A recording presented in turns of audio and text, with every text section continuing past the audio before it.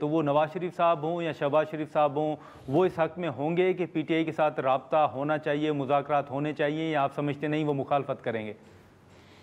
دیکھیں جی، ہمارے اور پی ٹی آئی کے درمیان، بلکہ پوری قوم اور پی ٹی آئی کے درمیان ایک دن کھڑا ہے جس کا نام ہے 9 مئی۔ 9 مئی کو جو کچھ ہوا، اگر وہ جوں کا توں قائم ہے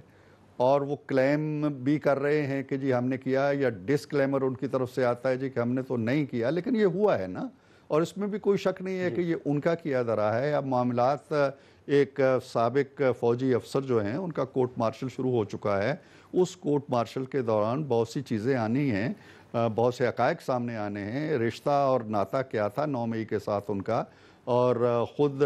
بانی پی ٹی آئی جو ہیں ان کا کیا رول رہا ہے۔ آپ یہ دیکھتے ہیں کہ جب سے یہ معاملہ اٹھا ہے، زیادہ گمبھیر ہوا ہے، اس وقت سے مذاکرات کے تانے بانے بھی بننے لگے ہیں۔ کوئی ایک بیان آتا ہے کہ جی ہمیں میاں صاحب نے پیغام بھیجا ہے۔ میں نے ایک